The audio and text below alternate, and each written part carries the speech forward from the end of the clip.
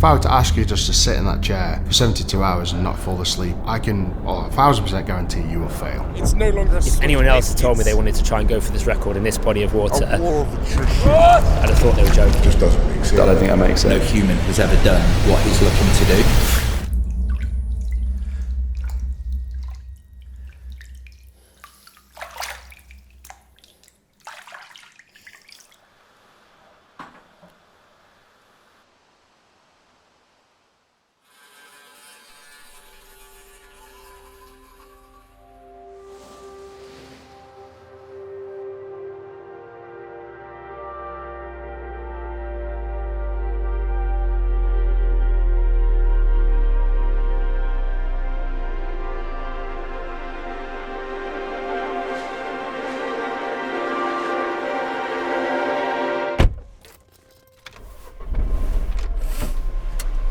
When we're on this kind of journey of something that is high performance no matter what,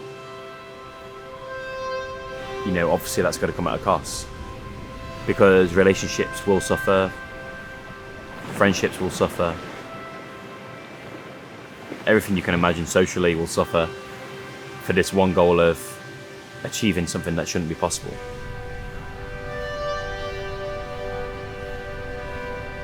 And you've got to be right with yourself to say, this is worth it. That's why it matters to have people around you that love you and understand what you're doing. I'm very aware that this whole process, I'm becoming a better swimmer, but probably not as good a human, boyfriend, son, brother. So when Ross does his swims, it takes a lot of time and dedication. Just to do something in a world what's not been done, it's hard enough to find something to do, never mind do it. So yeah, it's good. It's good to look up to him and raise your own bar.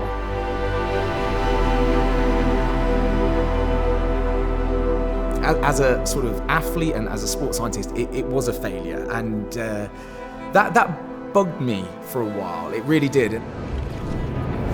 I can 1,000% guarantee you will fail. Currently, records for long distance swimming, you're looking at around 160 kilometres. Stroke after stroke after stroke, non-stop, no break, no sleep, no rest. Since 9 a.m. 2 days ago now. The medics had to call it. He was basically going off a cliff edge down into hypothermia, and they flew knocked out of the water. In the weeks and months that sort of passed, I came to the realization that I think a failure is only really a failure if you give up. Likely mental death spiral at the moment that we're trying to talk him out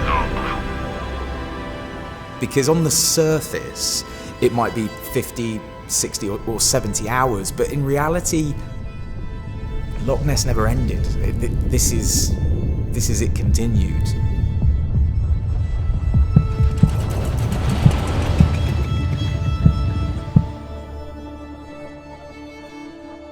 Ross was introduced to us following Loch Ness. He was really in search of understanding more into the reasons why he couldn't quite train at the capacity that he was used to training at. The swim itself had a massive effect on Ross's kidney function. It causes your red blood cells to decrease.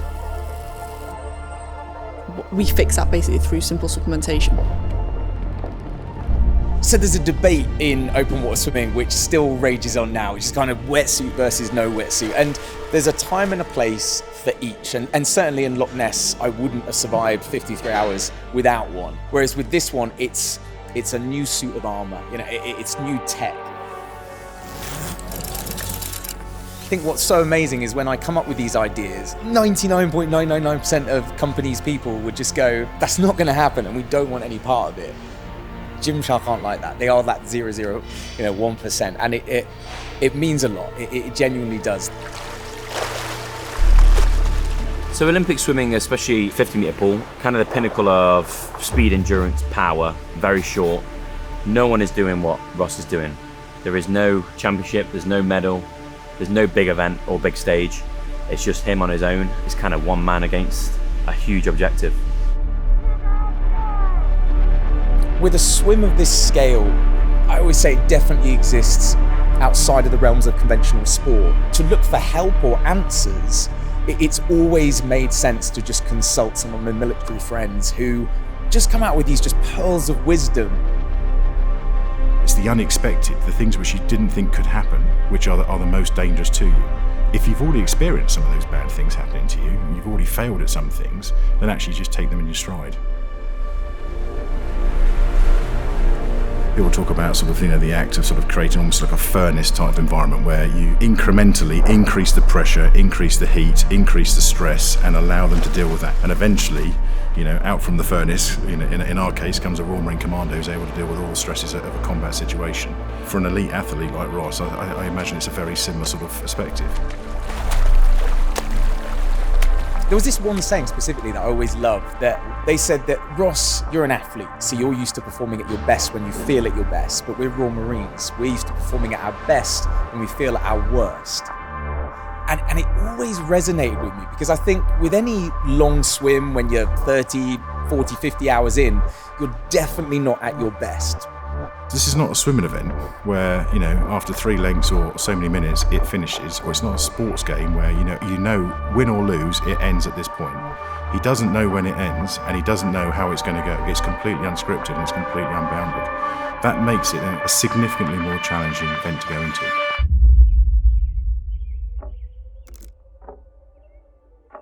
So this is Lake Tresamino. We're here at the minute, which is the beach area, the camp.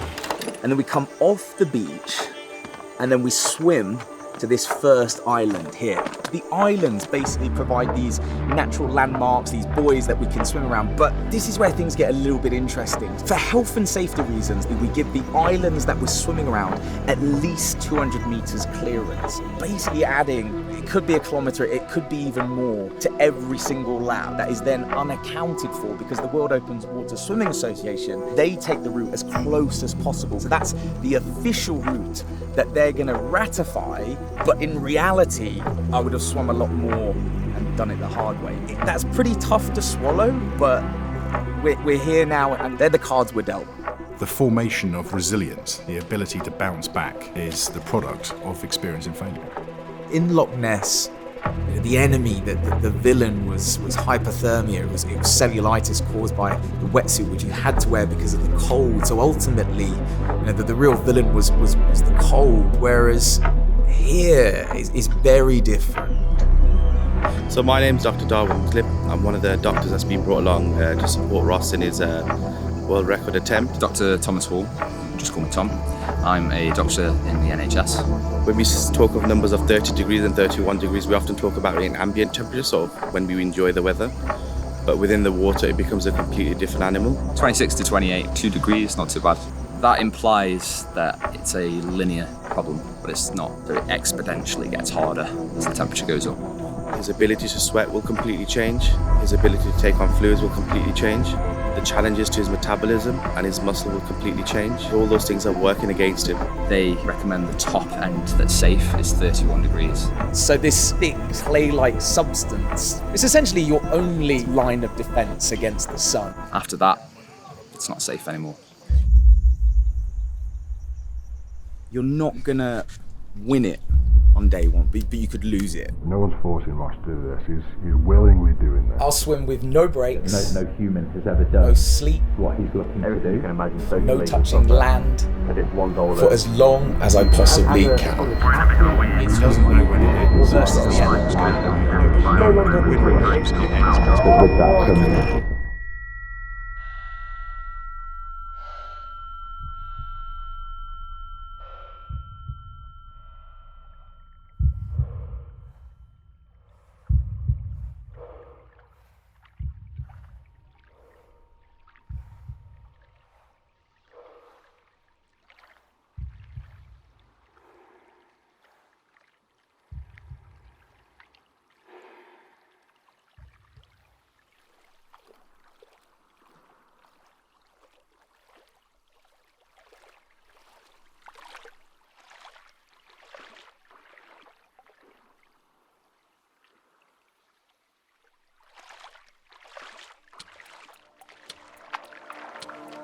un po' coperto stamattina e in prospettiva. C'è il 20% di probabilità di temporali in provincia di Perugia.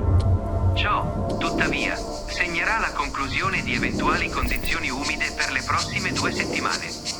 Poiché una robusta ondata di caldo è pronta ad avvolgere l'Italia e la più ampia regione del Mediterraneo meridionale. Anticipa le temperature che salgono a un torrido 45 gradi. Consigliamo vivamente di cercare un riparo al chiuso e di astenersi dall'esposizione al sole per garantire il proprio benessere. Looking at the swim and trying to unpack what actually happened, obviously first the results, not ideal, not what I had envisioned, and it's a tough one to accept. It definitely stings, but we as a team we just prepared for absolutely everything, or we thought we had. That the one thing that we'd missed off the list was preparing for a freak heat wave sent from the Sahara. I mean, I'd never experienced a heat like that. It was completely foreign to my English physiology. The only way I can describe it was just like swimming in a giant cup of tea that was just being shaken up as well, especially for that first day. Doing great. We're just going to slowly take the electrolytes up, okay? Mm-hmm. How are you feeling otherwise? Anything new? How's your tummy? Good. Good. It's just, tummy's actually all right. Just cramp, just won't go away. Just in the lower legs, yeah? Yeah. We have to slowly increase your salt levels, okay? The whole time that you're feeding off the boat and treading water, you're burning energy, you're exhausting yourself, but there's no progress, there's no forward momentum. Because ultimately the longer you take to feed, the longer the swim is going to take, and therefore that's more hours under the sun in this extreme condition. So Ross's feeds are very, very quick. Ideally around about 30 seconds, but definitely no longer than 3 minutes. As an athlete, so often you just want metrics and records, because you're an athlete. That's kind of extrinsic motivation. That's why you do it. That's the goal. Whereas as a sports scientist, it sounds so strange, and I know it sounds so twisted, but it's kind of nice to know what heat stroke feels like and what hypothermia feels like. And I know that sounds so strange, but theory and philosophy and the sort of academic side of things will only take you so far, where there's just this practical application of it. We have got 6 minutes. I'll do glasses change. I'll do glasses change. You want to do it, yeah? Cheers. Ross, you ready? Ross! When people talk about body and mind, they're just the same thing. I mean, the mental strength to do the things which he wants to challenge himself on, for me, extraordinary. Good? Yep. Oh, what's that? Just a bit of Vaseline for your shoulder, Oh, okay? thank you. How's the tongue? Good. Let's have a look. Good. Stomach? Not bad. Good. Have your drink. I'm here till 1 in the morning, 1:30. Then we'll have a shift change. Hessel come on board, and follow a similar protocol. So we're working on a shift pattern of 6 hours on, 6 hours off. Incrementally, over his lifetime, he has done more and more demanding things, and he's found that his body can sustain that, and his mind is able to deal with those, for what other people would think are just quite extraordinary, perhaps inhuman challenges. For him, he knows he can do some of these things, and so he's not going to be put off. He's prepared to take them head on. People would just give up. Oh yeah, it's too hard. But Ross ain't like that. He's a different breed. So Ross could never fail with what he does, because he's already on the edge of where the human body should go, way beyond where the human body should go, and he's never going to not try. He's trying to keep his body temperature within a very strict range. That's 36 degrees to 37.5. That's what the body needs to function properly. If you stray away from that, even 38, 39, that's when you start to get unwell. And the same the other end. So just tiny changes make all the difference. Like myself and the other observer, Thomas, it was physically really hard. Like, we were kind of glad we had 6-hour shifts to get off the boat. And I was like, geez, thanks be to God I'm off that boat. We were feeling for Ross, but we're suffering. It's just nice to swim. Yeah. Honestly, that first 18 hours. Look at it, it's glass. I know. The sun's coming out, new day. So smooth. Today's going to be a good day. Water? It's hard work.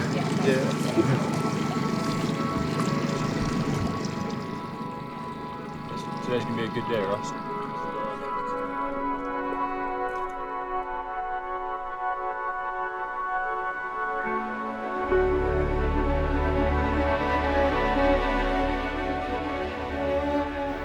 It's really admirable that what he did. That's the true sign of a top endurance guy who's able to evaluate and say, well, I don't want to be a full casualty. Maybe another hour of swimming I could be, but I don't want to be. So even though we spent 24 hours in the hospital, another hour could have been as close as that. Another hour could have been fatal, to be honest with you. It's that dangerous. It's been a few weeks now since the swim, and I'm still trying to process and unpack exactly what went on. And this is going to sound so strange, but there's a story in ancient Greek mythology that has really helped me process the whole thing, and it's called the myth of Sisyphus. So Sisyphus was a king, and he was so intelligent, he was able to outsmart the gods. When Sisyphus came to die, Zeus was so annoyed that he just basically said, I'm going to punish you. I'm going to think of some horrible punishment just to basically prove that I'm better than you and that you've annoyed me. And he said, you're going to roll this boulder up a hill for eternity. And as it gets to the top of the hill, it's just going to roll back down. You're just going to be doomed to repeat this futile task, just constantly going up and down. But then, and I love this, Albert Camus, who was a French philosopher, he basically said, but Sisyphus was able to outsmart the gods one more time. And he was able to do this if you imagine that Sisyphus was smiling as he rolled the boulder up the hill and it just rolled back down. And because, and I love this particular bit, he just said, because the struggle alone is enough to fill a man's heart. And I think for me, that resonates so much, because records are nice, absolutely. But in reality, it's the process, it's the struggle, it's the training. That alone has been amazing. That alone was its own reward. So people asking, what's next? Will you do another swim? And I just can't help but smile and just go, absolutely, because to quote Albert Camus, Myth of Sisyphus, the struggle alone is enough to fill a man's heart.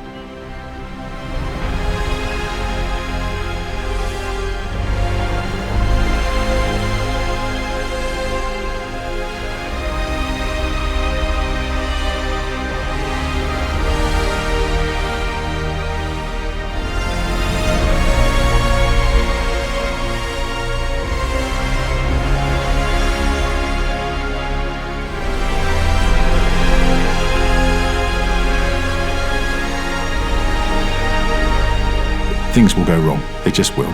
So you've got to create people that can deal with the failure, not create people that don't fail.